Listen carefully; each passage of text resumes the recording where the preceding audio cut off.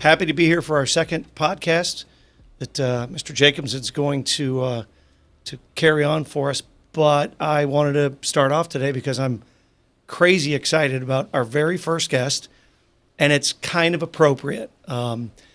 Megan Sinclair Rosso is the third generation of our very first client from 57 years ago, and I really couldn't think of a better person to have join us as our first guest than Megan. She is a pretty amazing dealer. I've had the luxury of working with now for probably 10 years because she's been doing this for longer than that. Yes. And she's already like knocking the world on fire. 40 under 40 this year. I am. That's super cool. By the skin of my teeth. I'll be 40 at the end of this year. Well, you still made it. I got it. And the recognition's awesome. So you and your family have been a great representation of us for so long. I thank you for coming in. Absolutely. Please tell us who you are, and other than my grandiose. Everything you said. Okay. I'm Megan Sinclair Rosso. I'm the dealer principal of Dave Sinclair Lincoln in St. Louis, Missouri. I am a mother to 3 fabulous children, twins who are 3 years old, and a baby, Audrey, who's not really a baby anymore. She's 1. I had a great husband named Tim, who's a farmer and goes to St. James every day for me and takes care of our cows. So he's out working in the fields, and I'm selling cars here in St. Louis. It's good. It pays for the cows. Pays for the food. Yes. Awesome. And we are going to take a deep dive into that as we go as well. And we'll talk about that more at length. I do want to touch on it. I do want to thank you, Megan, for coming in here. You and I have gotten to know each other over the past couple of months. We had the opportunity to get introduced, I think, at MADA. Mm-hmm. And now we're working on some projects, too, at your store location. And I can't go over the top of what Steve was suggesting and how much of a brilliant operator and a fitting first guest for us, our inaugural guest. Thank you. This is my first time on a podcast, too, so. I got you beat by 1. So. Yeah, I was going to say that there's not a whole lot of legacy to ours, but let's talk about legacy. Let's talk about operationally. Let's talk about family-owned and operated.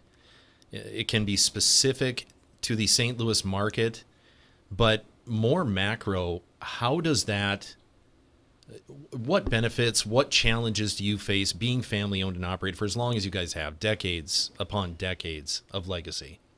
Well, I mean, having the legacy in general is fantastic. My grandpa started this business.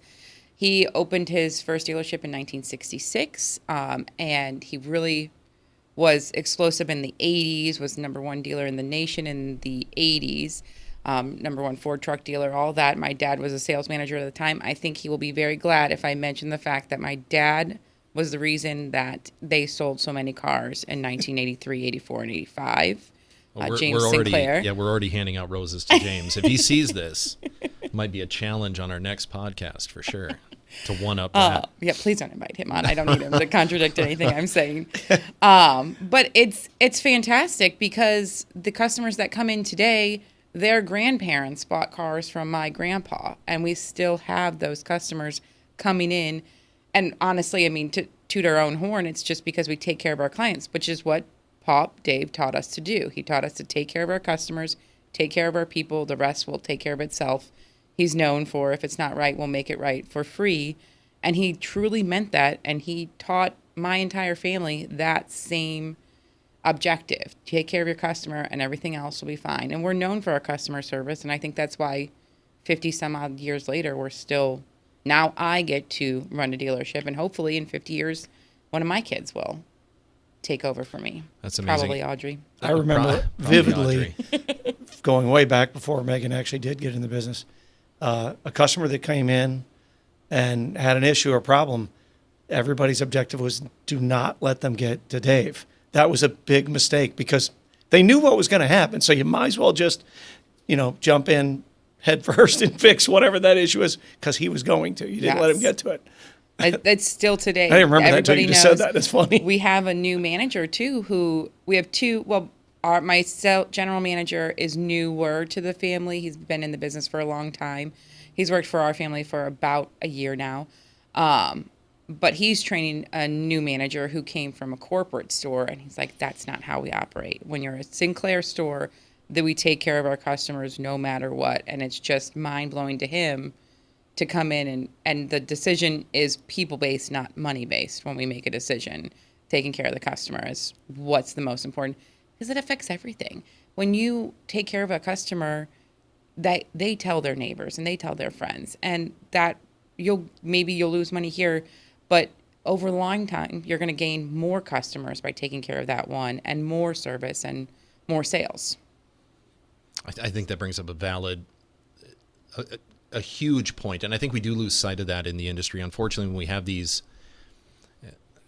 I'm not going to besmirch publicly traded companies. It's not what this is about. This isn't, but we are focused on family owned and operated, and really that's what Steve, drills into us as well, and the relationship that we have, through Conley Insurance it's an amazing blending of those two concepts. The biggest thing, and again, operationally, I've been doing this for a very long time. Obviously, you have as well, Steve as well. The greatest thing, and unfortunately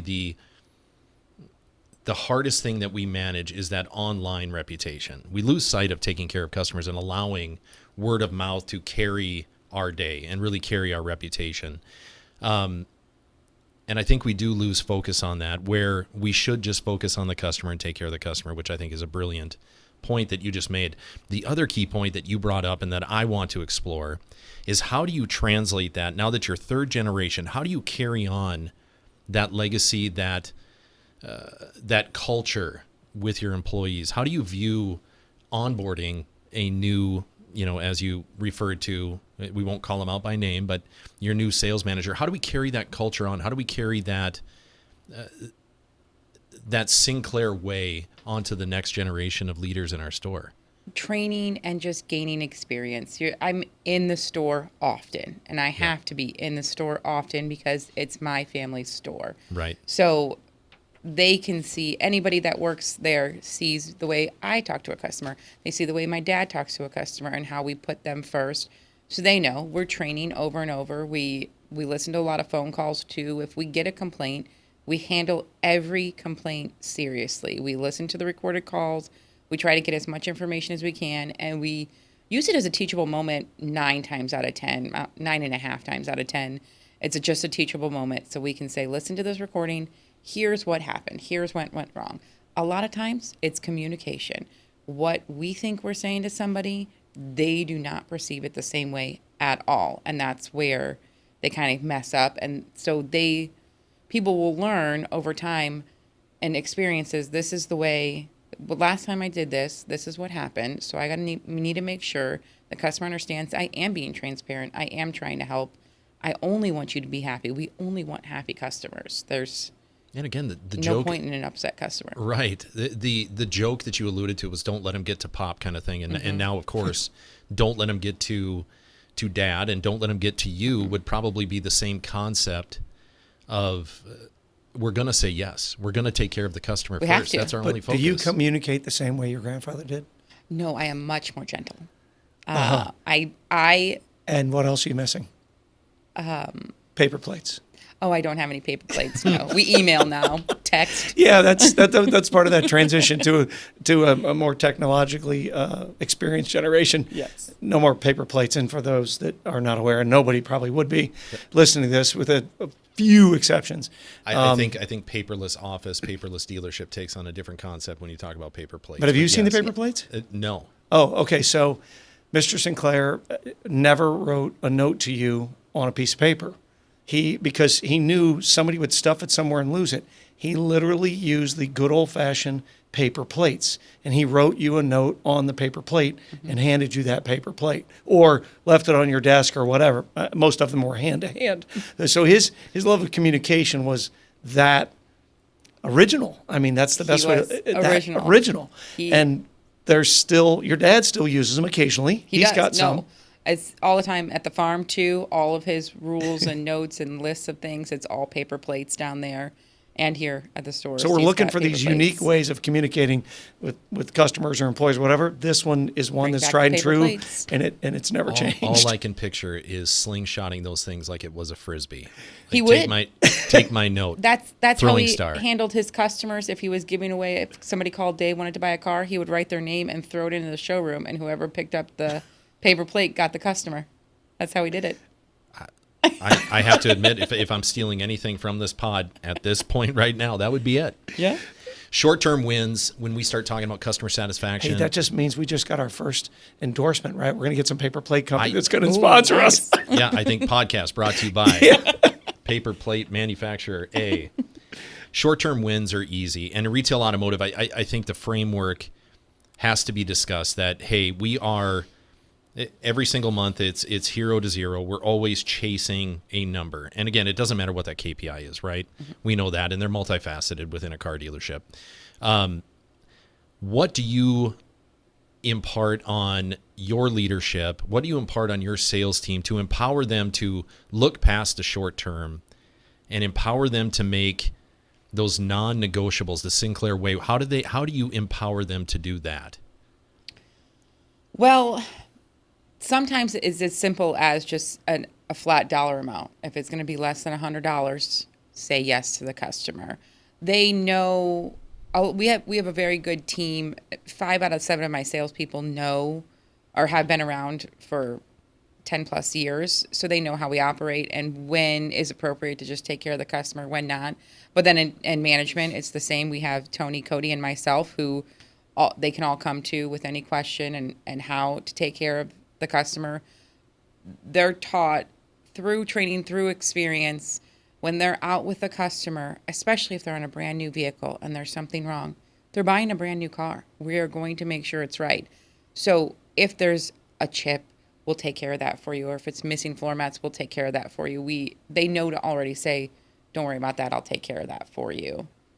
Let's out unpack there. that. I do want to follow up with a question because again, we're very familiar, so this becomes easy to have this conversation, but I do want to unpack that. Like, you are blessed with the staff that you have. There is a deficiency of give a damn in a lot of these publicly traded bigger stores, these bigger groups, unfortunately.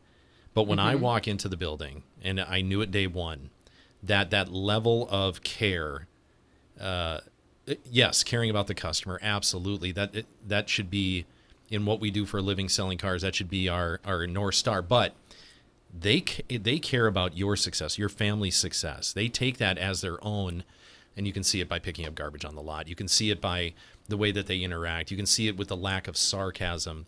How do you get that? How do you foster that? That's from the legacy. They loved my grandpa.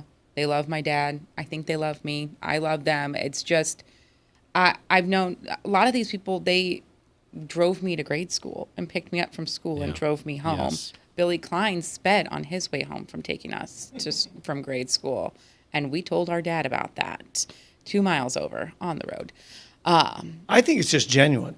I mean, I hate to answer for you, but everybody in the family, there's nothing short of genuine. That's a simple word. Yeah. Yes, I think so. I mean, I do like them. I do enjoy working with them, and we work together. Your turnover is called retirement. Yes. It's, Yeah. Such a good point. there's It's not true. people walking in and out of the door all the time No. from an employee standpoint. No, that's why when we are looking to hire, I'm very specific with finding the right fit person to bring into the store, because our Lincoln store is just my baby, and I love everybody there, and I don't want to have people in that can mess anything up or mess with the culture. The culture's very important to me. So we are always looking for team players, people that will fit in well with us. And Do you feel like you have an advantage on other competitors that, employees in this industry would seek you and seek your family's business because of all that? I Everything we think just so, talked but about? I don't think it's well known, to be honest, because it's always a surprise. Everybody that's newer to the store, they're always surprised by how we operate. And every single person that we've brought in later in life, like Greg, my service director, Yeah. he said, I wish I would have worked for the Sinclairs his whole life. He's welcome because, yeah, I walked him in the door. Yeah, that was Steve. One of those lucky of just knowing somebody fits. We can just hand But I out, hear we can that a hand out lot. roses the whole time. We can just Well, hand Steve her Phillips. dad really got, connected quickly with him, and very thankful to have Greg, as he should. That's literally the next question I had. Like, what is one thing nobody? I mean, in St. Louis, you're well known. I mean, you're a staple. You are the Kleenex of automotive to some extent, which is amazing, right? But that is something. My next question was, what's one thing they don't know about Sinclair? And that's it. They don't know the culture. Like, that's how you get people to retire, not leave for the next opportunity. Well, constant chaos is one term I always use for the Ford store. Yes, that's true too. And that doesn't mean in a bad way. We're very It just means old there's school. something going on all the time. Could use some refreshes in a lot of areas, but Yeah, that's we'll get there. brick But and mortar. and again, to that point, I mean, you talk about, in this case, the service director. But I mean, even Tony said the same thing. Tony was with a family dealership for a very long time. Very and good family as well. He wishes, I don't want to speak for him, but he wishes he would have found this opportunity way sooner than what he did. Well, and to be honest, St. Louis is great with the fact that we have so many family-owned dealerships, and they're all good families. They're all, like, I'm friends with other dealer families, the people absolutely. that are my age, that are also third generation, doing the same things as me. So it's known, and it's kind of weird in St. Louis how much family-owned stores we have here versus other cities. St. Louis is very special. Less corporate. I just thought of this, and based on Brian's question, so I'm going to really put you on the spot, and you're going to hope your dad never sees this. Yes. He and I disagree on something, Okay. and I'd like your opinion. Okay. Is this taking an end around? Yes. What do we do? Okay. So one of the things Mr. Sinclair did that was so iconic was he stood at a podium with Dave Sinclair in the front of it, and he ended every commercial, "Thank you, and here's my address." Now, your father believes that it's only old people like me that remember that. Oh. And that's why he did it for a little while, but in the digital age, and you've transitioned, we can talk about that a lot on your thoughts and directions and things and why you did stuff digitally. But, there was less and less TV commercials. People have streaming services. Are they watching it? Do they actually see it? And I don't sell TV, and I have no idea. My guess is it would have to have come down a little bit in price for advertising on TV because they know their competitors are so cheap with online. You remember the commercials I'm talking about? Oh, yes. Yes. So We would go should- to the agency and watch them get filmed. So should they come back? Should that be something your dad or even you, as this new generation face and a fresh face? And let's be honest, you are a unicorn. I am super appreciative. I have a few clients, partners that are female dealers, and it's fun. And I'm hoping to get all of them on here at some point in time. But that's different. So Yeah. I think that would be just such a great splash. But what are your thoughts? I warned you. I know your dad's against it. He's like, no, I have to it's hear waste. this answer too. My dad is wrong. Okay. No, actually, I have no idea if he's wrong or not, to be honest, because the decision to get out of TV was made before I was in the business. So I know that they made that decision because they weren't seeing a return on Yeah, investment but it's on an that. easier decision now because you weren't involved then. You weren't involved in the decision not to do it anymore. So But now, I don't watch TV. Okay. So I wouldn't see the commercials. So I would think a lot of people like me also wouldn't see. I would have to see statistics and things like that to see if it'd be worth it. I would love to make a commercial, but we could put it online and we can put it on YouTube and we can put it all over Google and enhance our SEO and put it on our website. And we keep talking about him, so I want to make a really strong reference. For anybody that doesn't know who he is, it's something I couldn't watch right now. It really chokes me up every time I see it. I think it's from 2008, and it was probably one of the last commercials that your grandpa ever did. You can find it on YouTube. It's if you search Dave Sinclair, We the People. And this is not an advertisement for his dealership. As a matter of fact, that's exactly the opposite of what it was. And my travels around the country with different people and different dealers, I've said I've never seen anything like it. I don't think anybody would ever do anything this crazy again, but it was so iconic. And to kind of summarize, he advertised every other domestic brand in the market besides his own on Yes. purpose because he was that patriotic. It was really about patriotism for him. The Buy American thing meant a lot to him. He came from that generation. So Yes. I totally respect that. And it was different then too with buying American was really buying American versus now everything's so globalized. It's hard to say that anymore. But it is. He did that, and he bought airline tickets for American Airlines and gave those away right after 9/11 too. That was part of the whole thing. Was after 9/11, everybody was scared to fly, and he just wanted to promote America and promote the airlines and say we can't let this happen. We can't be controlled by terrorists. So you can fly again, and that was a promotion, was to give away airline tickets as well as just promote all the brands, the American brands. I've forgotten all about that. I'm going to take that sentiment, and again, I want to translate this to a question. Okay. And again, you guys are, neither one of you got exposed to kind of where this was going to go today. So I find it somewhat amazing that we ended up here. But I do want you to take that sentiment, Steve, to your point, and I want you to escalate that and talk about, if we're talking about differentiators, if we're talking about family owned and operated, if we're talking about legacy dealership, if we're talking about all those things that are why buy here's for you, let's talk about how we keep, and this is a hard question to answer. And again, there's so much family involved. It's way more nuanced than you simply answering this question. How do we stave off this mode of consolidation in automotive? And how do we keep St. Louis family owned and operated with like what you referred to, these family dealerships that we do have in such a great, I guess, representation of family owned dealerships? Specifically, how do we keep Sinclair from being part of this consolidation with the publicly traded companies? Because God knows you're getting offers. God knows there's probably lining up at the doors to buy your footprint. Well, I don't know that's what we have. I think part of the problem or the situation why we are the way we are in St. Louis is because we're a lot of union dealerships. So Yeah. like our service department's union, a lot of corporate people don't want to take on the pension and things like that. So we're kind of protected a bit because of that.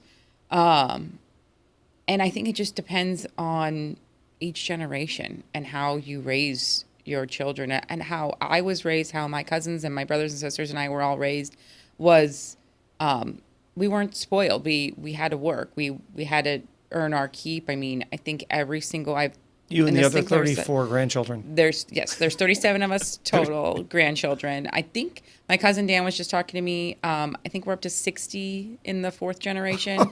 So we have plenty of people to operate the stores moving forward. But every single boy was a porter. Every single girl Yeah. was a receptionist. The girls got to stay inside with the AC. Pop really treated his girls correctly. But we all had to work. We didn't just get a car and get to do whatever we wanted. And my grandpa grew up and made a success for himself and then handed it over to the second generation. And they took it and they grew it. They didn't just have it. And now it's on the third generation to do the same thing, to continue growing it. And I think we were raised appropriately to want to do that. We all got a little bit of ego too, so we want to be the best. And There's wanna definitely keep going. competition. But, and we didn't mention it, so I'll mention it by name. Being in the Midwest, I think that's a big piece of it myself.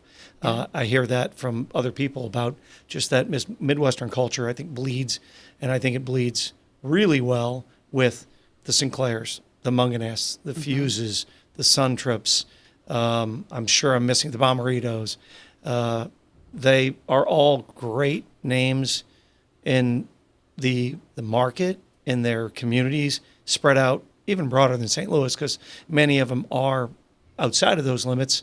But I think it's a testament to who we are, not to be homerish and say St. Louisans, but those are all great examples of good families, ran really good businesses, good dealerships, and still thrive to this day. And I think all of them have grown from the original. Frank Bomarito had a Oldsmobile store. I don't know what the Sun Trip started with, if it was Ford or if it was an import. Mr. Munganess started with St. Louis Honda and was really successful. And Mr. Fuse started, I remember he had Pontiac and Nissan. And really cool story, and I wish I was smart enough and in history enough. a whole bunch of these guys all worked together as salesmen. Mr. Bomarito and your dad, or your grandpa, I mean, they worked together. I know for certain. And then there were some other names that have now passed because the generations didn't make it, but they've been picked up by so many good generations of all these other families. It's a great place to be, I think. And yeah, I think so too. It is that Midwest culture. You know, a lot of the same dealer families, like my grandpa, also went out and bought farms and cows. Just like I just think it's funny because I'm friends with the third generation, and turns out their grandpa also has a farm, and my grandpa had a farm, and it's prevalent. I don't know what it is with car guys. They want to buy cows all the time. They need more inventory. That's what it is. They don't have enough floor plan expense already. That's what Let's make is. it worse and put Well, and again, cows in the field. back to that original question that sparked that conversation. I find it reassuring that the literal dirt is what going to anchor the families going forward as we transition generationally. I think that's huge. And again, I'll be a homer for family owned and operated. Not to suggest that in the future we won't have publicly traded companies on this podcast, but I truly do see and again, if anybody knows my story, it's easy to tell. So you talked about Pop trying to protect you with air conditioning, Pop giving the boys the tougher tasks. I grew up the same way. Dad was a used car dealer. Grandfather owned the auctions in North Dakota and South Dakota. And I was washing cars, make no mistake. And what I've seen historically with the family owned and operated groups that I have either been a part of, came up through, managed, led, that truly is the recipe. You can't just be handed a golden key and said, okay, go run my store. And that's what lends itself to the jokes that we all hear about. Hey, if you generationally, you're passing the torch, it usually fails PhDs. here. Yeah. Yes. Yes. Right? Yeah. It does.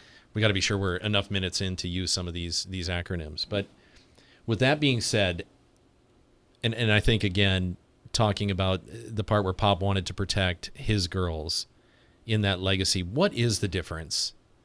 We're going to get into a much broader topic, but one that I am fascinated with because we don't have the representation of women in automotive that we deserve. What is the biggest difference? What is the biggest challenge coming into the industry as a woman? There's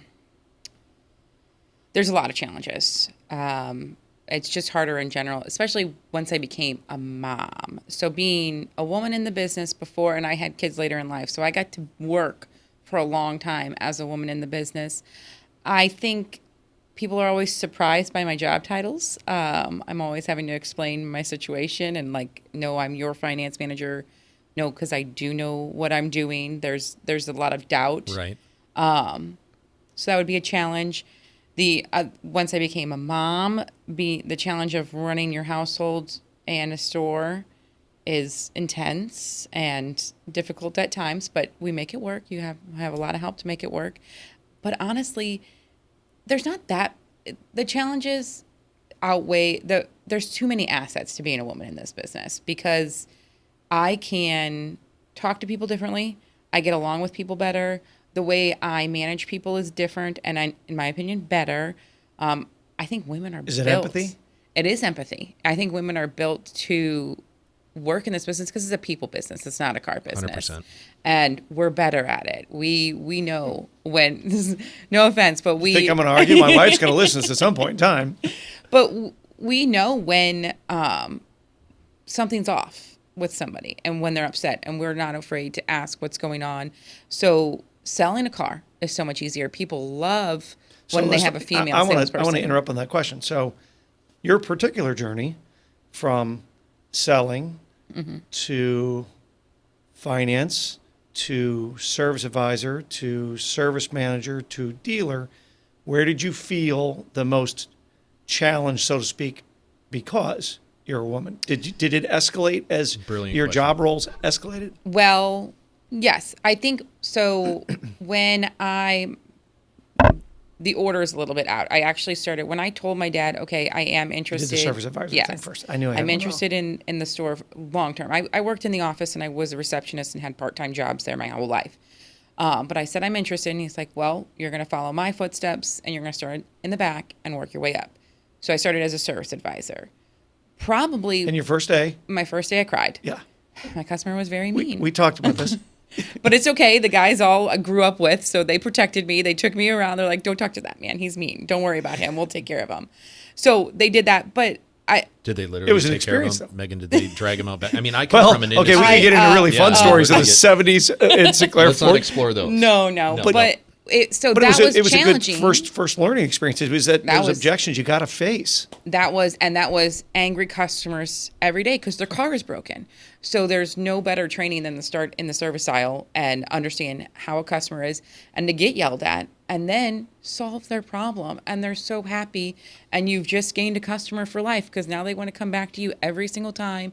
And when you tell them, and my dad's whole philosophy is sell what they need, not what you want them to buy. So I learned that very quickly. But if these were items that they actually needed on their vehicle and I told them that this is what they believed me because I was being honest and they knew me, and that's how you sell a car. That's how you sell service. So that was great training. And then as back to your original question, that was hard, but also that was my first time really in the situation and dealing with clients like that. When I came back as a service manager, that was probably my hardest role as a female because of managing mechanics. And I didn't have any experience fixing a car at all. So I had no idea didn't what hide they were behind telling that. me. No. They knew, but they could get away with a lot. So then I'd have to go call somebody and be like, okay, is he telling me the truth? Like, is this really what's wrong with the car? Or is he saying that? So that was a hard one to manage because I couldn't say in the moment, even though like I'd start after a while, I was like, I don't think that that's right. But also I still doubted myself a lot. So I would always have, but I also had plenty of people to call for help and come in. And I had 2 Ford service managers at the time that had been there forever. They're both retired now, but I they think that's a came mistake over. a lot of people make. They assume they have to have all the answers. Mm-hmm. And that's the dumbest thing ever. I just call myself the shell answer man. I don't have to know the answer because I can find somebody that has the answer. Yes. So from that progression, you're going to give advice to some next generation dealer right now that's half your age, is barely wet behind the ears. What would you tell them to do first? Because you've done all these jobs. What order would you tell them to do it if they were a future potential dealer? I liked my order. Service advisor first because that made talking to customers a lot easier on the sales side, solving problems and understanding the service advisor's role. But you have to be all in on the job. It can't be a 2-month, tried it out, did it. You have to try to figure out a way to earn a living as a service advisor and pay for your home. Because you were paid as a service advisor. Yeah, yes. You were, yes. I know this. Correct. So, I had a second job as a tennis coach at the time. So So this but would be a also side no note. boyfriend, no kids, nothing. It was just me and work. tell So those dealers, don't overspoil your kids financially. Make them earn it. Would that be part of your that advice? is, sorry guys, but that would be my advice is to, but that way you understand how it works. Same within finance. You need to know how to actually make an income as a finance manager so that when you're telling somebody what to do, you understand what you're asking of them.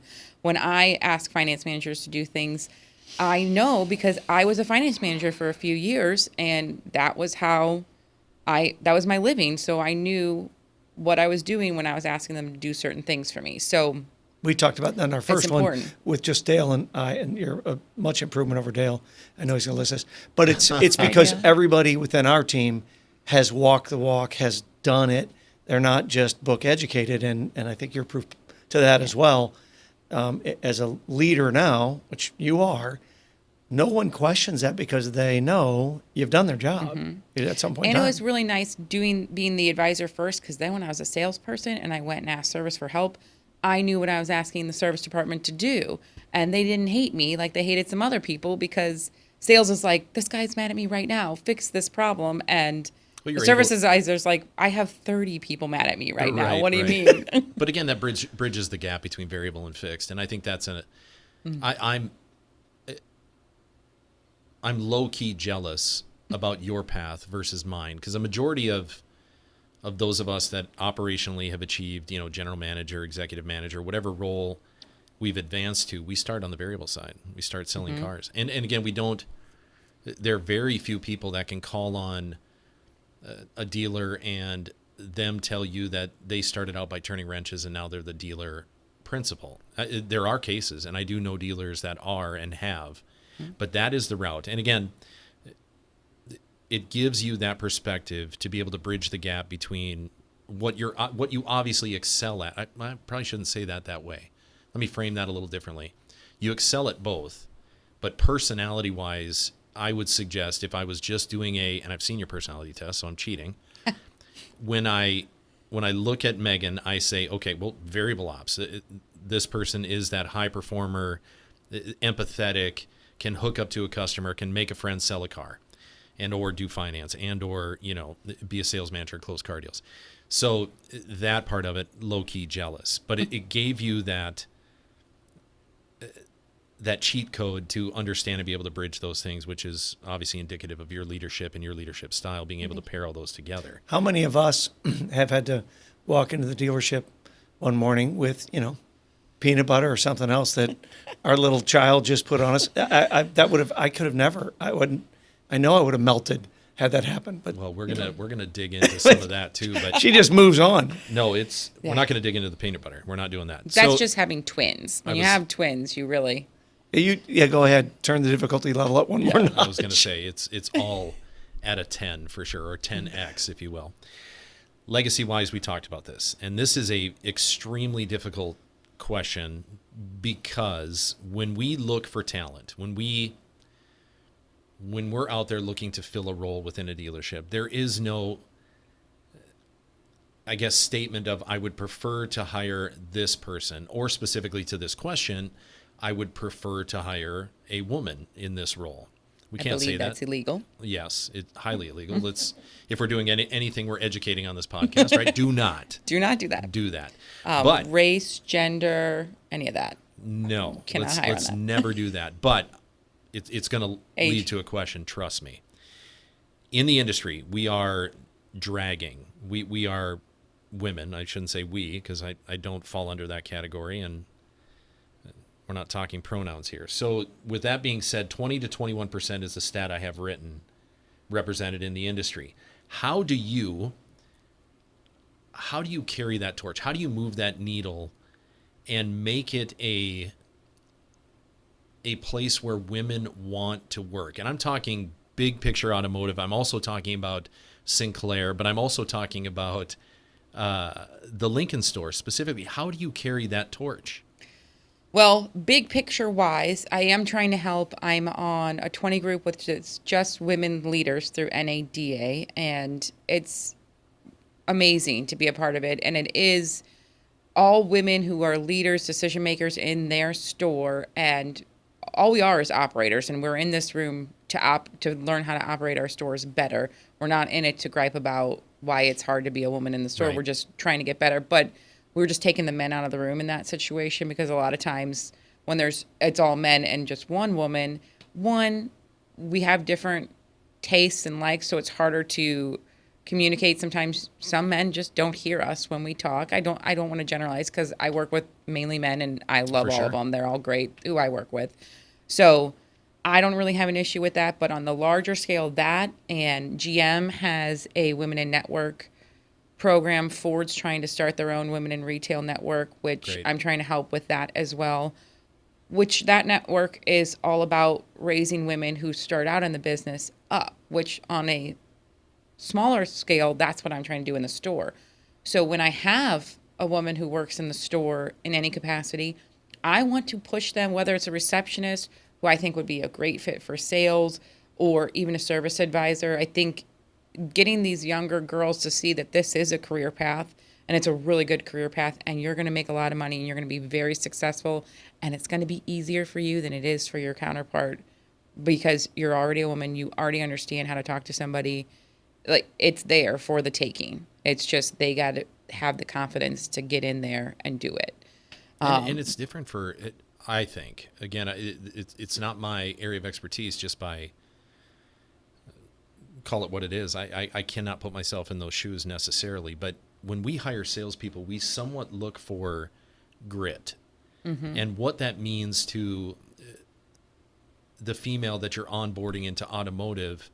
I mean, that has to be in the forefront, right? That has to be like, you have to be able to, unfortunately, tolerate this, and this, and that's coming from customers not receiving you as a person of expertise.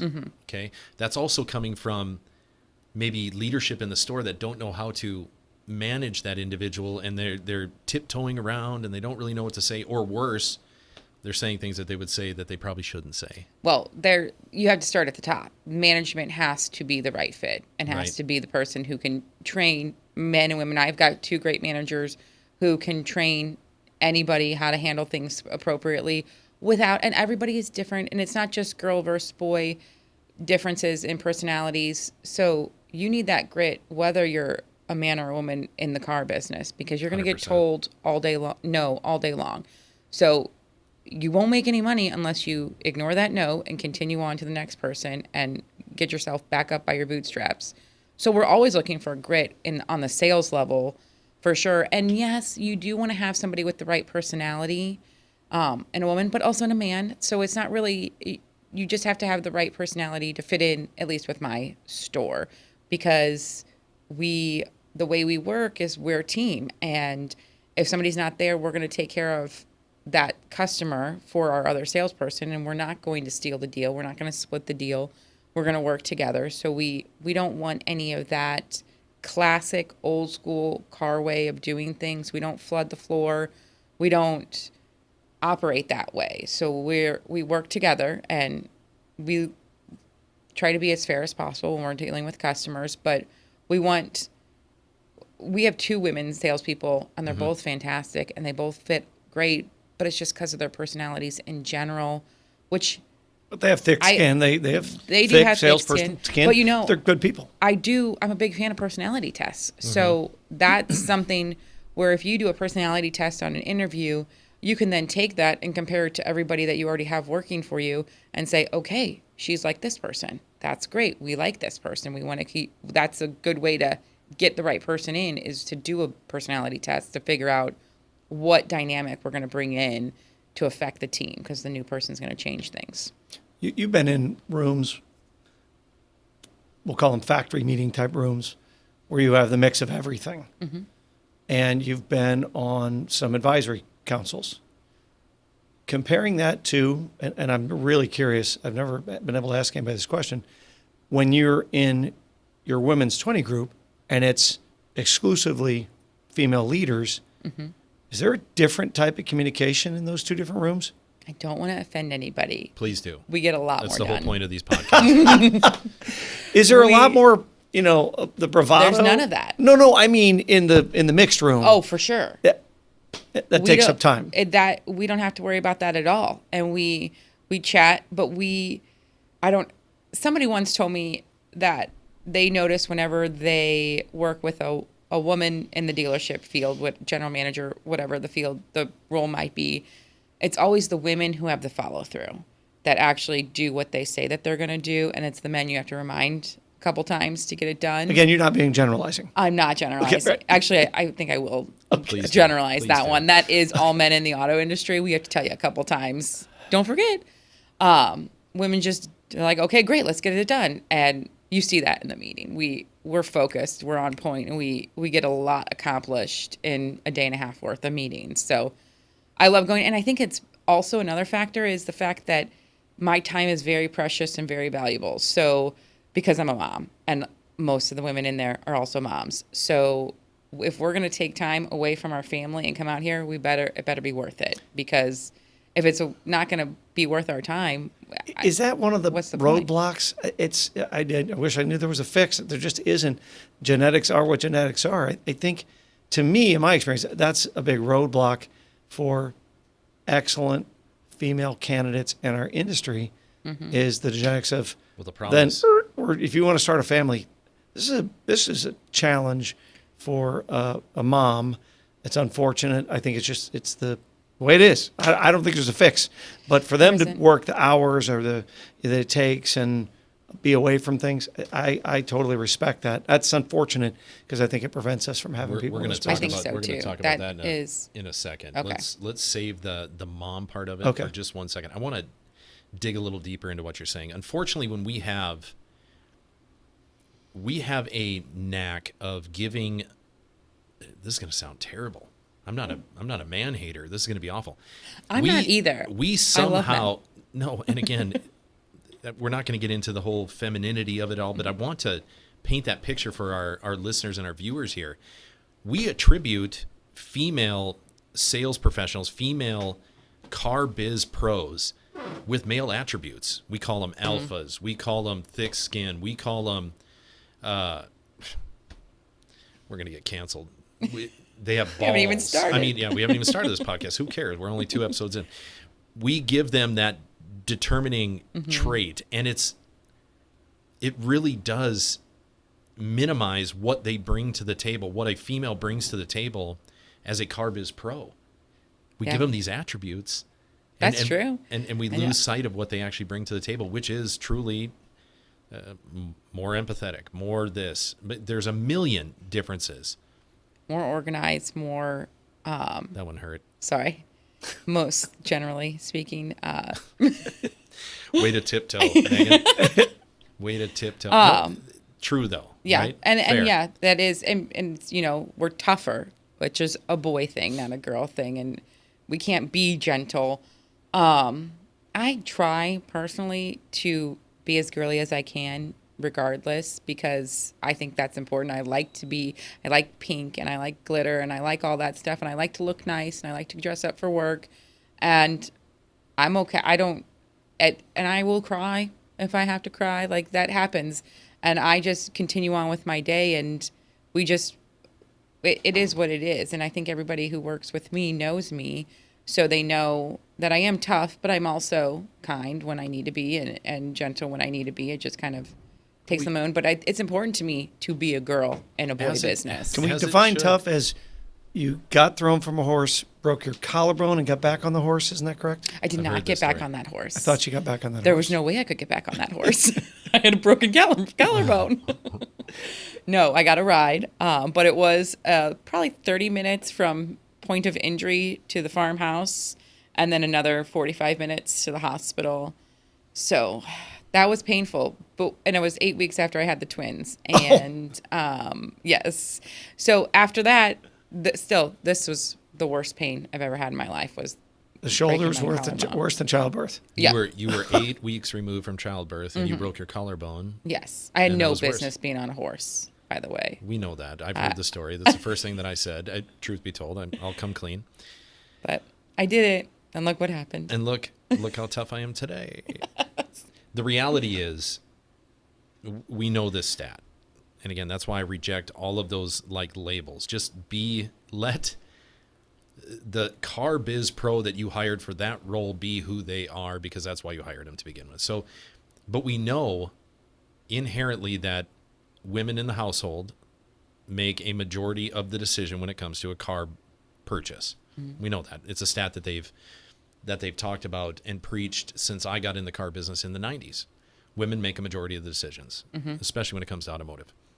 So when we start minimizing, when we start taking away the actual traits that allow you, women you hire, individuals you hire to be who they are, we're robbing them of their agency. We're robbing them of their actual the actual reason why we hired them.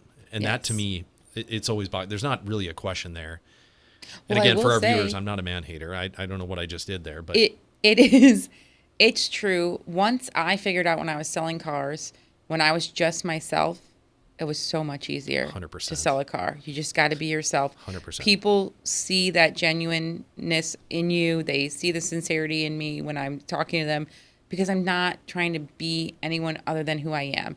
So everybody knows when they're in sales, you just have to be yourself. You don't have to be somebody else, and it's so much easier, and it doesn't have to be that difficult, and you'll sell a car a lot faster, because you do. You just make a friend and you sell a car. That's it. That's what it boils down to. And again, we just had a podcast. Our original podcast was discussing the influencer mindset that carries itself into retail automotive, which lends itself to people being who they aren't for social media and trying to there should be a blend. Should we have that aspect of this next generation of car biz pros be able to sell that way? 100%. Absolutely. But again, it does, in all cases, come down to being yourself and showing true empathy to a customer, or they simply won't buy from you. Yeah. and you'll find yourself getting fed a bunch of no's. So let's talk about that that topic that Steve brought up too. There is being a high-performing leader in a dealership. There's obviously certain things that make it difficult to be a operator, a high performer. And it has nothing to do with now, just because I'm an alpha female, just because I've got this grit, just because I've got this trait, it has nothing to do with that. Zero to do with that. It's just who you are, right? I've met your husband. Your husband is a alpha as well. There is no difference between the two, but there are certain He's things. got thicker skin than she does. That's what it is. He does. Maybe. He has told me, you need to stop being so bossy to me. You got to be bossy at work, not here. Well, and again, especially when I was on maternity leave, he told me I need to go back to work because I was being too bossy. Yeah, towards him. This is podcast number 2. This is relationship advice from Brian at Conley Insurance Group. So that being said, there had to be, because there are certain things that do obviously are specific to the female world, right? So in that, this is such a general question, but I really want to dig in a little bit deeper here. Take a step back. You are a high performer regardless of gender, without a doubt. You would be running that store if you were a male version of who you are, right? Mm-hmm. You came up the right way. You led by example. You performed at every role, got promoted at every single opportunity. Make no mistake. But there is a certain dynamic that makes it more challenging for you. There are more constraints for a female operator than there are for a male operator, to Steve's point earlier. I mean, it's childbirth. It's all the things that we don't need to go in depth at. Mm-hmm. But what boundaries do you have to set? What challenges do you face? And maybe more specifically, what did you have to stop doing to maybe not stop, but get off your plate to be as high performing an operator as you are? I outsource a lot at home and at work. Boundaries, pretty much I gave up friends. You don't really have friends right now. I've got 3 under 3 and I work full time. So right. I don't get to see my friends as much. We text, but that's pretty much it. But I mean, I have people that help with my house, that help clean with my house. I have people that watch my children for me Monday through Friday.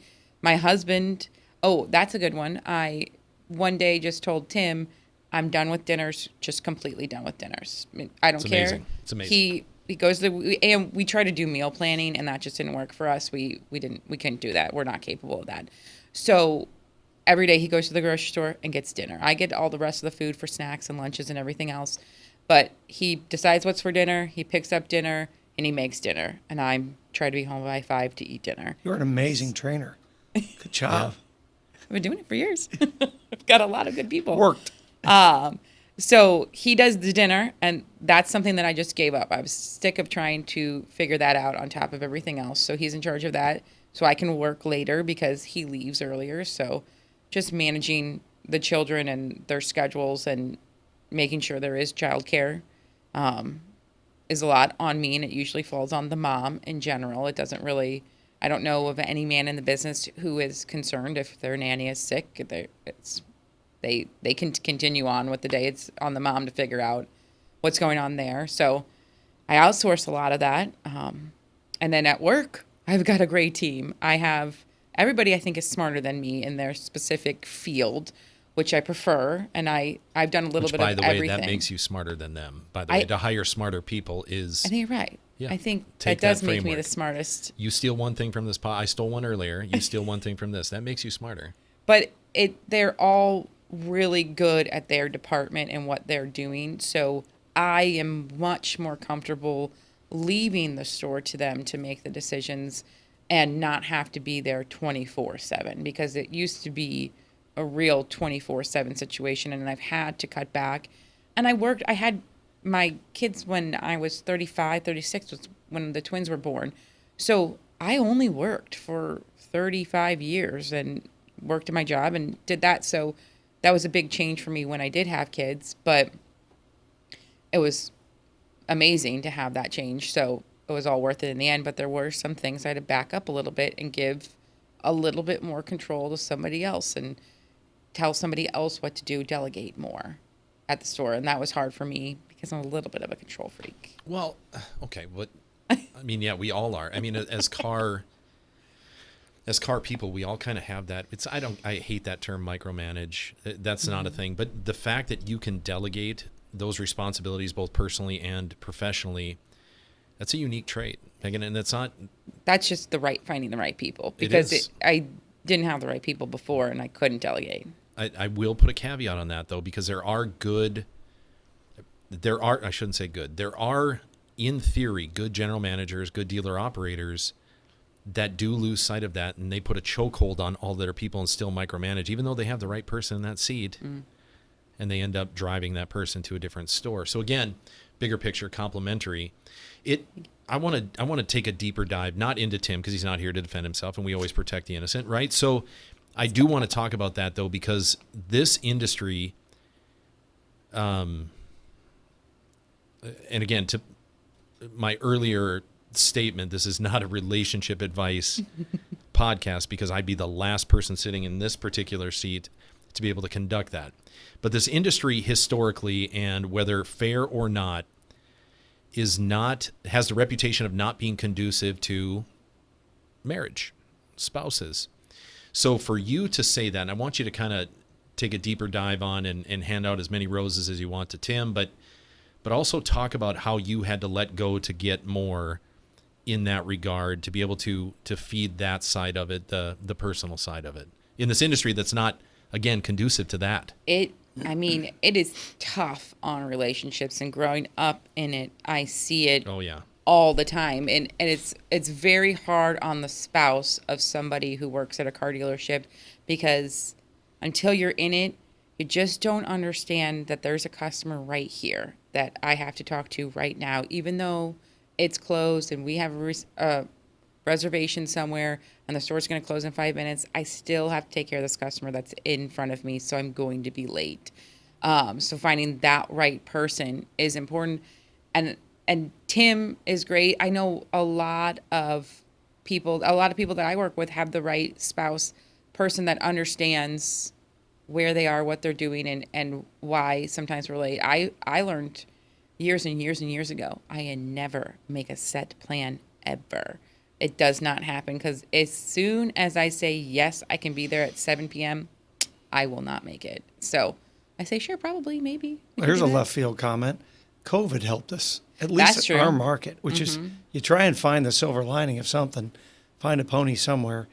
A lot of at least in our markets, in our more Midwest markets, rolled back those 9:30 hours that I grew up with. Yeah. Or now they're closing at 6 or 7. I was excited about that, because I feel like that should, although we have to do a good job of promoting that should entice people to consider this industry, because it's such a great industry. There's a lot of amazingly good people, and they're friendly, and they really do want to help other people.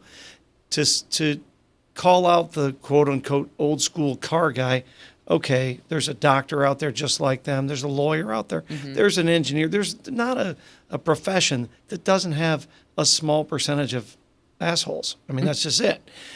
We have them too. Yeah. The good news is, at least I think, there's opportunity to weed them out in our business. And there's a variety of different ways to make that happen. But to my point, COVID just, I think, made us a little bit more people-friendly employers. I think so. We changed our hours. We also You're welcome. changed. Thank you. We also changed our way. Thank you, or did we thank COVID? Well, there was a story about it that she was trying to get her dad to do it, and we had a client that was very in tune with data, and he dialed into this and said, you know what, it's costing me money to be open later. I'm rolling the hours back. So I relayed that story to her dad, and he was like, yeah, it's a great idea. And she called me. She goes, I don't know what you did. I've been trying to get this done. Thank you. Yes. So that was one of our many love stories that we have. Yeah. It changed morale It completely did. Because it used to be we would sell cars, be busy till 7 p.m., sell our last car, and then sit there for 2 hours and wait to go home. And like if I was manager on duty, whoever was manager would send most people home So we just had the one straggler, but it was a morale killer at the end of a great day to just sit there doing nothing. So very happy to be closing earlier now and have a little bit more I just think we have to hours. promote how I would like it to be our business 6 Monday through Friday, if you could work on that for me. I'll get to work. Yeah, it's funny, and I remember He's an absolute no. Yeah, I'm sure he's going to be a little harder to get that one done. I remember, so when I left the retail industry 27 years ago, it was 9:30 at night that I was working Monday, Wednesday, in our markets, Monday, Wednesday, Friday with these really late nights. I feel bad for the markets where it's every day of the week. I actually, almost 40 years ago, worked in a store in Toronto, Canada, at a Ford store, and it was at 9 to 9, Monday through Sunday. It was 7 days a week, and it was brutal. But I remember the weirdest feeling on a Monday night going to a St. Louis Cardinal game, which started like at 7:15, and I was like looking around and going, this is weird. I've never been outside of my little box at my office at 7 o'clock on a Monday night. We're busy. We're crazy. Worse, it felt like you were betraying your dealer. Yeah, right. You felt guilt, right? Yeah. That's how we were brought up in the industry. Sorry, Megan. No, you're fine. And the other thing is, it was just because we closed at 9 didn't mean we left at 9. No. I didn't leave. If I was in finance, I didn't leave till 11 o'clock midnight. Right. And then you were back at 8 a.m. So it was I just lived at the store. I literally bought my groceries and brought them to the store. I didn't even put them in my house because I was just there all the time, which was fine for the time where I was in life anyway. But now not only do we change the hours, but we changed our delivery process. It's by appointment only, exclusively by appointment only.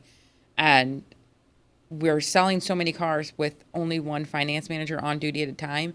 So that's the only way we can do it is by appointment, but it makes it so much easier. But you've also changed your employee schedules to be more people-friendly, family-friendly. Yes. And you're already known, as we were discussing from the beginning, such a family-oriented dealership. But, I mean, I've seen you do it. I've seen a lot of others. I can't encourage it enough. I had this conversation 2 days ago, and we were talking about volume. And if you went long time ago, it was common as a finance director, 100, 125 customers a month. That's what we did. And I had a discussion 2 days ago with the general manager, and I was talking about his dealer. 2 months ago, we discussed, he said, yeah, I think my guy should be doing about 75. I said, I don't think so. I think it's too many. And I witnessed it in a dealership that finally listened, because it was a struggle with a single employee in the dealership. It wasn't the dealer fighting on, well, why do we need this many people doing my job? That just takes away from me. No. And now they work the least amount of hours in a dealership, and they make the most money, and life's pretty good. Yeah. It's that time away. It's that time to be able to be and recharged. the time with the customer too means Yeah. you're going to be more 100%. profitable. Yeah, and Instead of it just trying is. to get it through and out. Nobody wants to be rushed. Yeah. Even the people that say, I got to go. I got a thing. I got to, there's the president, the Pope, somebody's waiting for me. Yeah, okay, whatever. Once they get in, you sit down and you literally have a conversation. 9 times out of 10, they're just happy to, okay, we're there. We're getting there. Yes. So I don't know. I don't know how we kind of switch tangents there, but I think time and people, managing time for people. Yeah, that's what it was. Is I think it so always, helpful. always boils down to the people. And I think that communication with your spouse, if we're talking about delegating, I think it's a huge component. And I'd be curious to hear how you do that. Because, again, I don't want to always just defer to the negative side of how we communicate with the spouse. Negative. I don't. I'm Not positive. you. You didn't say. I'm going to take it there. So, again, our wife calls, our husband calls, and we tell them, yeah, it's super slow today. And then all of a sudden we're coming home an hour late. And it's like, how do we bridge that communication? How do we, and again, it goes to your point about we don't schedule dinners. We're going to have we're going to go out to dinner Friday night, yes. But instead of it being at 6 o'clock when we close, Tim, buckle up. Yeah. It very well could be 8:30 before we go eat. Make sure the kids are awake. I want happy kiddos. So that part of it, I really do envy you in the ability to be able to communicate that well and make sure that, you're leaning into that relationship and making sure that you're on the same page. It is a challenge. And for anybody watching this podcast, it's one of the major challenges.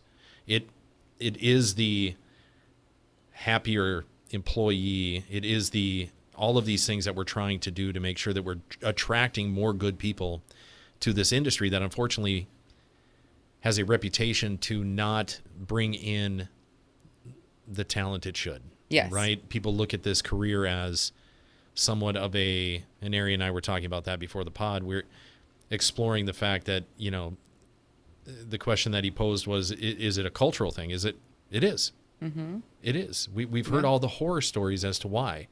Tons of hours, bosses that'll yell at you, never home to eat with your family, huge commitment, up and down pay, all of those things. Not knowing the pay, that's another one. Right. But, I mean, some stores have started to do where it's just like a flat pay, hourly pay. I don't see that as being the better route to take. Maybe as an owner, dealer, yes, because I'd be making more money on the dealership side because I would be spending less on personnel. Yeah. But I think it's better I think you get better salespeople when you're paying them commission. And it is tough to figure out your pay plan, but it's worth it in the end once you figure out how to sell a car and what you're doing and how to make money and be in the car business. It's a lucrative business. It's a fun job. It's great to be in the car business, and there are highs and lows. But the two things that I see most when I'm trying to hire a new salesperson who's a younger salesperson is I don't want to work Saturdays, and I want to know how much I'm being paid. Right. And I'm like, well, if I tell you how much you're going to get paid today, that means that's how much you're going to get paid plus 50 cents every 2 years in 10 years. Right. What you could make so much more, but you got to take a risk. And to me, why not now? When you're young, you live with your parents, this is the time. And it's not for everybody. Yeah. But I think it's truly not. I was talking about this with Dale maybe just a couple days ago, because there was a guy we interviewed a couple years ago, ready to make him an offer, and he turned us down. He said, he's not paying me enough. And we gave pretty good opportunities. Well, now he works for one of our vendors, and I guarantee you he doesn't have the opportunity that he would have had if he'd have bet on himself. Mm-hmm. And that's where I really think, you just said it a second ago, it made me think of that. If someone is semi-outgoing, you don't have to be like gregarious, but semi-outgoing, and you don't have a problem talking to people, but you're confident in yourself, boy, you've taken the first couple steps of whether you want to go sell, you're going to be a drug rep or a car salesman or whatever, that's a step, but you control it so much. And that being said, in case somebody stumbles upon this that's not car-oriented, it's not like you make millions of dollars. Right. That's the fallacy that I'm sure we all have. I call them normal friends, the ones that are not in the car business, because they're normies. That's what the kids call them. Is that what it is? They're different than us because they don't go through all the trials and tribulations. But it's really expensive to be you as a dealer, as a business owner. I don't know that a law firm, maybe a medical practice, because their malpractice insurance would be huge. I don't know a business that has the responsibility you do from an expense standpoint on the first day of the month. Oh, yeah. I mean, that's, I'm going to hijack this for a second. So am I wrong? I tell the normies, thanks for that term. Yep. Okay, so name a dealership. I'll give it to you right now. I'm going to hand you the keys. And they think I'm nuts. I'm going, come on, just name one that you know. And I can guess within $100,000, maybe $200,000 pretty quickly for them to open the door on the first day of the month. I'll just use for an average dealership these days, they're $1 million in debt right now. Like, what? You owe $1 million. Go. Like, well, how do you do that? That's the big question. How do we do that? So, whether it's floor plan, it's electric, it's health care for your employees, it's so many different pieces. There's a lot of different pieces. So at what point did you understand that? Because you grew up in a dealership family. At what point did you? I'm still understanding it. I was going to say. Every day. Every day I'm like, oh, yeah, there's that to think about, too. I took my service manager to a 20 group, and he was just light bulb in his head how much it costs us to have one used car on the lot per day. And he was like, recon turn. And then, correct. Holy and then cow. We're showing him how the value of that car is decreasing, and we're lowering the price on that car, and it's still in the shop. This is one Not of for 1,000 sale. variables that, Yes, that we this is just a little guy. right. One of So, many, for sure. I mean, I think it started to click maybe like 5 years ago. And every time I got a new role, I started to understand more of the bigger picture. So then when I was in the service department as the service manager, it started to click there a lot of the different pieces. Services is a big one. And then in the sales side too, that one. It's just every day I'm opening a new door. So hopefully somebody picks up this tidbit. Standard vehicle. We're not going to talk about you're a Lincoln dealer, so you do sell some $100,000 vehicles. But let's talk about average everyday Joe's customer. I think I just read the average used cars $30,000, average new cars around $48,000. Would I be wrong in saying the average markup on, say, a domestic or your mainline import Asians, all of the above, $500 to $1,000 total markup? I Maybe remember when $1,000. I remember when the maybe two. Camaros came out, It's and there hard were to $300 worth of markup in these cars. I'm like, that's a $36,000 car, and there's $300 markup. Yeah. Despite what a whole bunch of people think, oh my God, you've got $10,000 in know. that car. They do. There is a very big misconception on how much money we actually make per deal, per sale. I only see really Lincoln, so I really only know Lincoln. So to say everything, I would say maybe 1,000, maybe 2,000. You think it's that No. much? I don't think it is. I On, don't think it's too. on domestics. I think it's you maybe sell a 1,000. Ford Maverick or a Ranger? No. But that's markup, but then you add in the competition and how much you actually sell it for, because you're not selling Right. it for MSRP. There You never There- do. But I'm talking about MSRP alone isn't as much as people think. Correct. It's crazy Correct. tight. Correct. But let's take it. Let's broaden that horizon a little bit. If we have 5 profit centers within the dealership, if we've got parts, service, new car, used car, and F&I, there's only 2 departments that we rely on today, and that's finance and that's fixed coverage. That's it. Those are really the only 2 metrics that we look at for profitability. So customers to have the old days when I got in the industry in the 90s, it was, hey, there's 12% markup in a Chevy Silverado or whatever.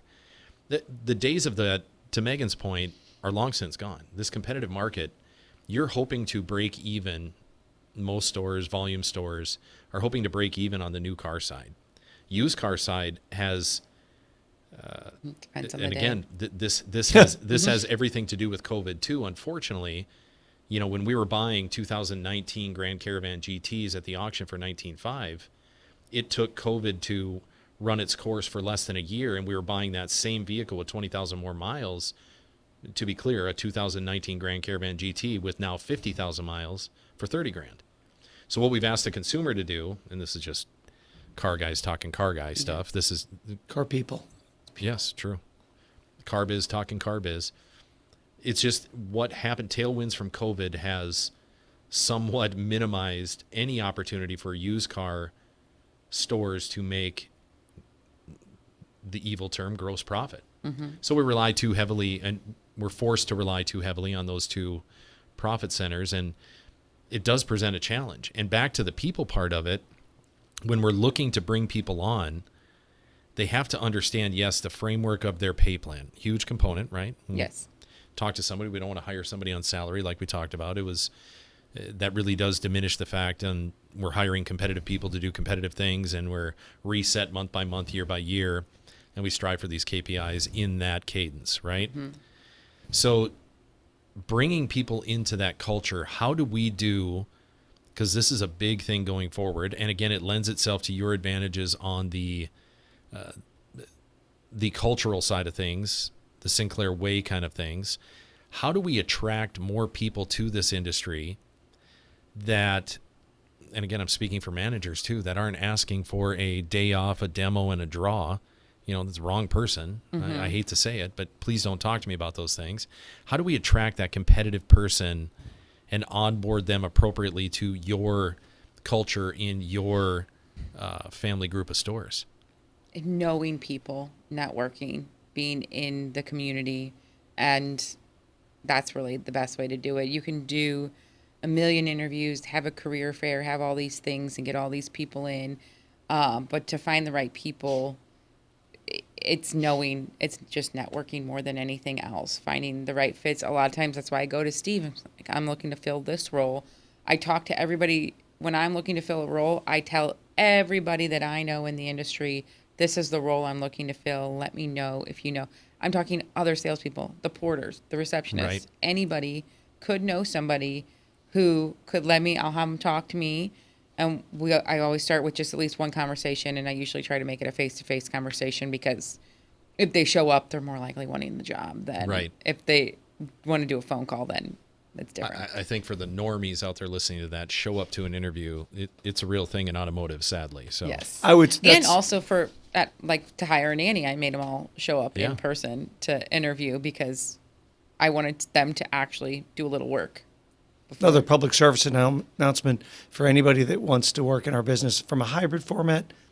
We're not your cup of tea. yeah. Yeah. This is a people business. Even the online stuff, which is great, a lot of people being successful online. At the end of the day, the statistics still show it. The customer wants to come in and they want to know that you're taking care of them. And it's an enjoyable experience to come by a car. Great At least experience. at Dave Sinclair Lincoln it is. You come in, we've got great atmosphere, great people. People enjoy driving all the new cars, the fancy Yep. cars, get coffee. We'll cut this portion for sit you so you can do a down. commercial online with us. We're good. Perfect. Do I look here? Yeah, that's it. But yeah, but it's fun to buy a car. It's fun to sell them. Mm-hmm. It's a lot of fun to sell them. So we touched on this briefly too when we talked about as it pertains to the culture, the Sinclair way. Oh, I wish I would have known this. That kind of mentality when you do bring somebody aboard that had worked at a different location, right? That had worked at a competitor, let's say, and they're the right fit, and we offer them a position, and 6 months in they go, oh, I wish I would have known this 10 years ago, right? How do we stand on a mountaintop and scream why they should work for you, why they should work for your family, why they should work here in St. Louis? I don't know how we do that. I would love to know how we do that. I mean, Yeah. I would think it's just like advertising in general, how social media, putting it out there. I mean, maybe even me being out here, me being on a podcast like this could help scream it from the rooftops that maybe people will want to come work with me after they see me on this, but things like that. You're going to let me know seeing if you get any, Hey, any Philip, referrals of this, right? Philip, did you hear that? We have to scream this from the mountaintops. But that is my point, right? That is the questions are the answers. It always is. The fact that that question was posed the way that I posed it to you is exactly the answer on what we need to be pursuing to recruit not just more women to this industry and you working for you specifically, but to come and get underneath this umbrella for you. Again, not an ad. We've had a long-term relationship with the dealership and with our agency, but it really would hold true for again, not a free advertisement for the other St. Louis families in this market. So it's for them too. How do we get more individuals recruited to our family-owned and operated structure, our family-owned and operated dealerships that are the core of the automotive industry in the U.S.? It's true. It's being in your community. It's networking, showing people what it's like being a part of my kids' schools, going to my church, being in the bulletins, being in charity events, on boards of different things, and involved in different parts, whatever you care about. For me, what I care about, I try to get involved in and network and know people, and that's kind of how you grow your business and the people that work with you, because then we can maybe find the right fit. And maybe people will say, I have friends from high school that will say, I think I could sell cars. What do you think? I think you could sell cars. I think you should come try to sell cars. Right. But that's really finding somebody who's not in the car business a lot of times is even better than finding somebody that's been in the car business for a long time and learned a lot. Every person is different, but Learned a lot of those bad habits. and then to come retrain into those is harder. Yes, and come into that interview with the demo, the draw, and the day off conversations that Yeah. are extremely disheartening for hiring personnel. Yeah. It just truly is. I love that. And again, obviously a fan of the car biz, so for me it's something I'm wildly passionate about. But how do we differentiate ourselves? How do we draw more people in, Megan, to the car business that prioritize their family, their faith, outside of work activities, all these things that we haven't been super friendly to as an industry. We haven't been super friendly to those. How do we open up those dialogue instead of saying, and I'll paint you a picture, and I know you've heard this, and I know you've heard this. I'd like to sell cars, but my cousin's uncle's brother's nephew, he sold cars for a little bit. He said it was bullshit. And it's like, okay, again, I'm hiring you for a personality and an ability set that is conducive to you being successful. So are you looking at it as a job or a career? So how do we make it more desirable to bring those type of people, those quality performers into our industry? Really, and I don't even have the time to sit down and think about Right. this yet, but the idea of the hours and the schedule, there are things that can be done without being at the store. There are ways that we could adjust the schedule and make the schedule more flexible, but it's very complicated because of the different people and the different dynamics. And if I don't have enough people on the floor for when I do have customers coming in, then I'm putting too much stress on other people who are there more often because they're older and their kids are older. They don't need to be out. So we could mess around with the schedule and figure out a way of how do you make this work where you can get up in the morning, you can have your coffee, take your kids to school, and work all your leads from home and Right. set up your appointments in the afternoon and the deliveries in the afternoon. We're kind of moving that way because we're already doing delivery appointments. So we could start to go that way, but that's a very scary idea of going that route. We've got a lot of old school people that still work with us. It would be too big of a change, but I would be interested in even starting with maybe one or two hybrid salespeople where they're Delivery part-time. specialist of some sort, or even a BDC to that extent. I'm not really fans of the delivery specialist for my store because we're not high. If we're a high volume store, I see more and potential for BDC, and that we don't have a BDC and we don't have a delivery specialist. Every salesperson is their own single point Yeah. of contact for their customer, which I prefer because that person knows everything about what their customer needs. Even after the sale for service, they help with all of that just to make sure that we always have somebody touching the customer who's known them since day one. And let's not kid ourselves. This industry, if it had its way, to some extent would box out the dealer network the way it's currently constructed, if they had its way. Oh, yeah. The reason why they don't is because the customer doesn't want that. They want that interpersonal reaction. They want that belly-to-belly negotiation.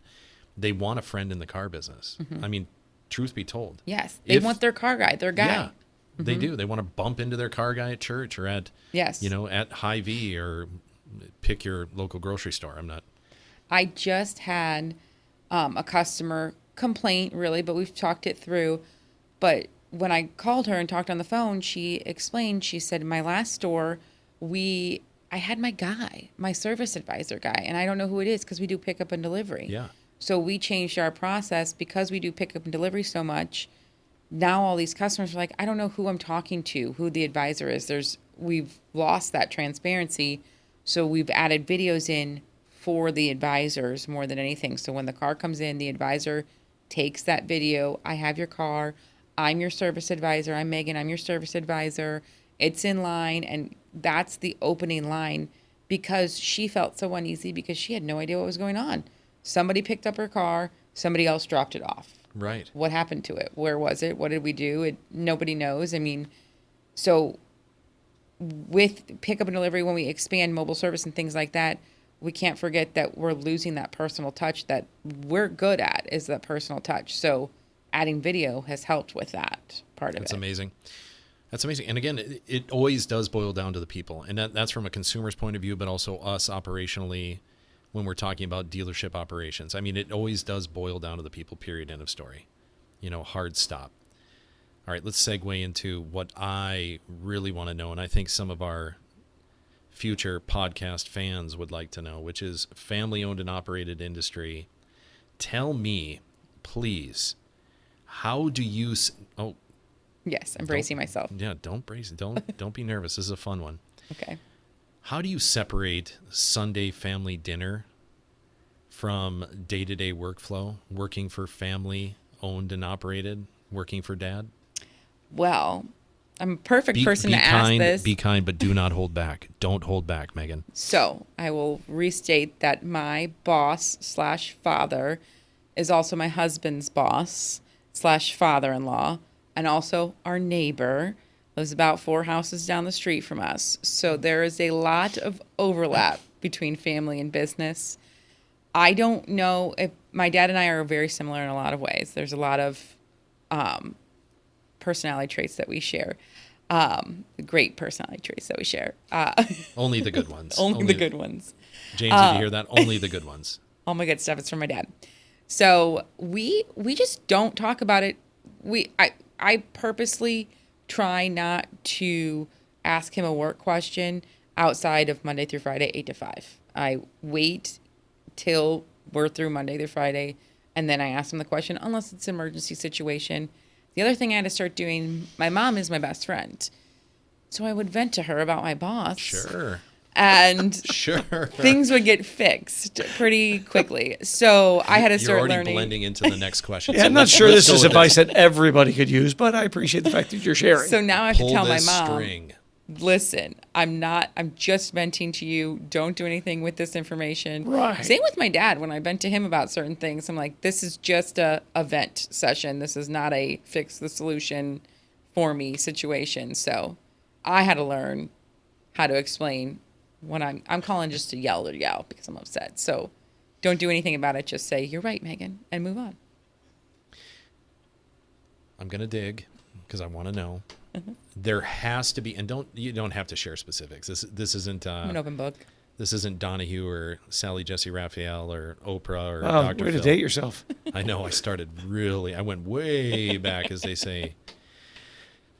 There had to be a case, and I'm sure there is one that plays well on YouTube, that you can describe when you learn that lesson. Maybe, just maybe, it was at a Cardinals game with too many beers. Maybe it was at a pool party at a 4th of July event where maybe that thing that was gnawing at you got brought up, or maybe the thing that was gnawing at Dad got brought up. When you brought up the Cardinals game, I'm like, what does he remember that I don't Yeah, remember? I have no wait for a story myself. I have no story. I have no reference.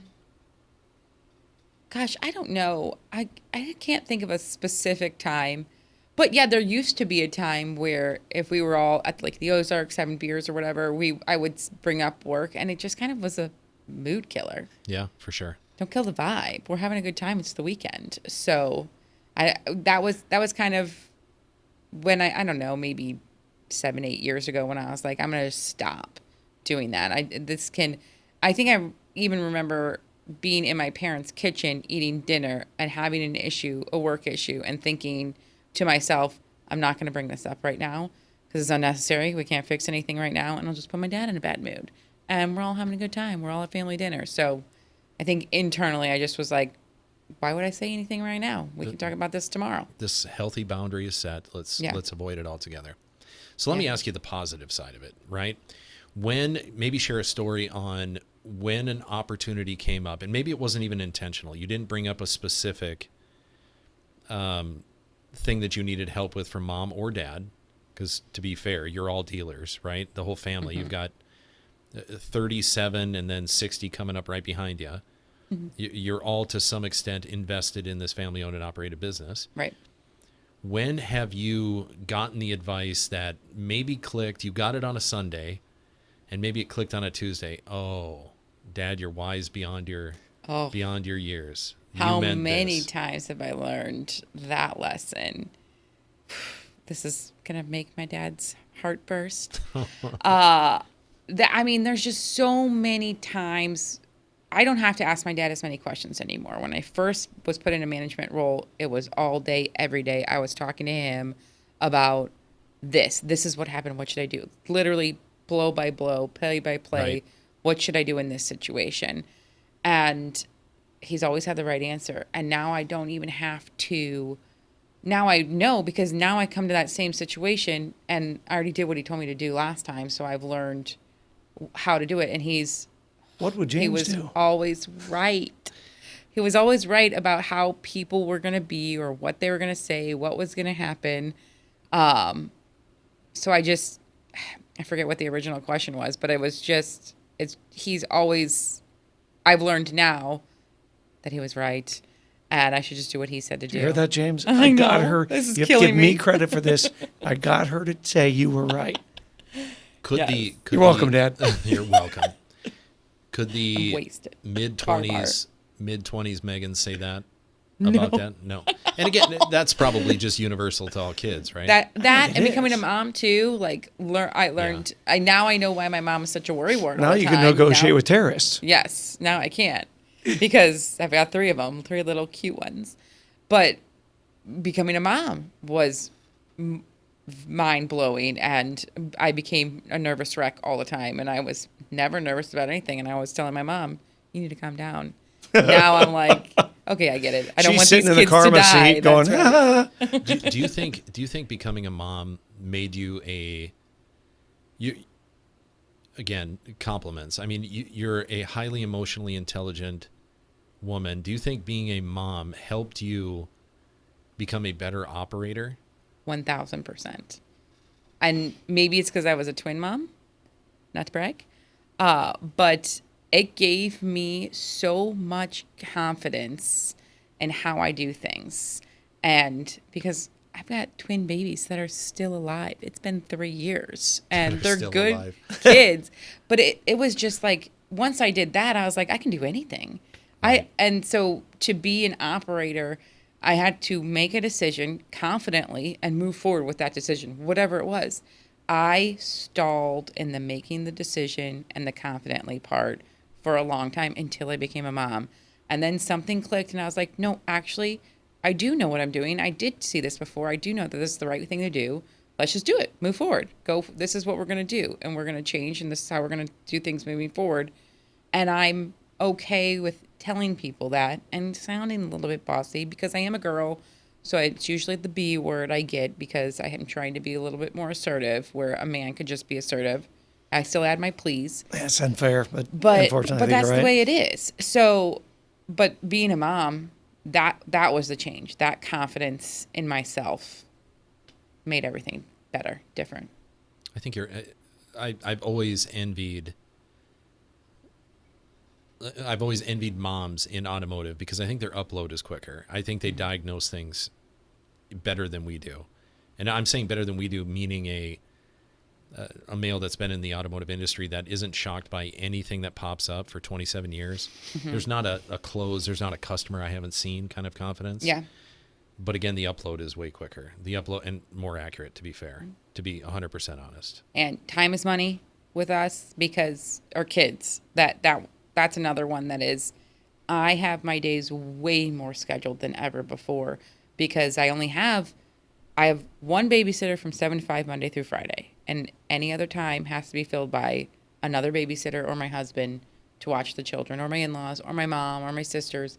So I know what I'm doing in the day because there's a lot that I have to get done in a very short amount of time. So I got to get a lot done quickly. I got mad at my dad yesterday. I'll knock him down a peg now. I asked him if he could pick me up at 3:30 to go to the store, and he said yes. And then I called him at 3:30, and he said, it's going to be more like 4:30. I'm like, I will get a ride. Never mind. I need to be at the store at 3:30 because there is 30 minutes worth of stuff that I need to do before 4 o'clock. So he just doesn't have to worry about that. Well, he's in a different season of life anyway, so he doesn't really have to worry about it. But He lets you I worry am about those scheduled, things. and I have to be if I need to be successful at home and work. 100%. I was just going to say at home and at work, and the juggle is real. Yeah. So to kind of wrap up our discussion today, and we could go on for hours, or I could. Maybe you guys don't feel the same way. But, and I'm going to pay you the compliment, and then I'm going to kind of frame this thing a little bit differently. So you are, yes, a woman in automotive. You are a mom in automotive. You are a legacy owner operator. And to that end, you are an exceptional operator. You are a highly emotionally intelligent individual.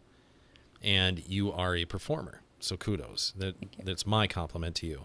Thank you. But I'm going to frame this thing a little bit. Podcast. I'm going to, podcast over now. Goodbye. See you next time. So with that being said, and again, I'm going to add another bit of color to this. One of my best friends is an owner, and he came up similarly to you, meaning he had to cut his teeth. Okay. And he's part of a large group of dealerships, and he earned his respect. It was never given. It was simply earned. Same as you, Megan. I'm paying you that compliment. Thank you. But I also know as many doors as having the last name that he had, as many doors as that opened, there were also challenges with that. There were also unfair expectations, if you will. Yeah. How do you, and again, you don't have to get super nostalgic.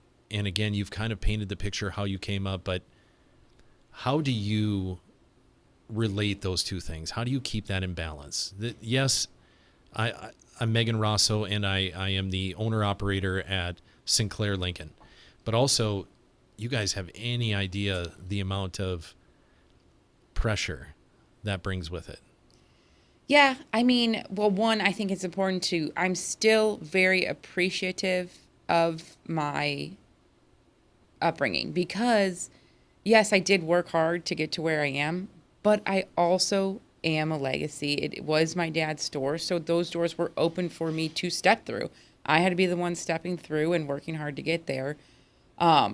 So it took hard work, and it takes appreciation. I think being a little bit naive in understanding what I was getting into really at the end of the day because of how much pressure it is on me. But, and I think that's from my upbringing, from the way my parents raised me to work hard and take care of everybody and take care of everything. And I'm the oldest daughter too. So that's kind of a natural thing to be the oldest. They always joke about the oldest girl in the family is kind of in charge of everything, can't help herself there. Well, I've seen your playlist. It's true. I've seen your work playlist.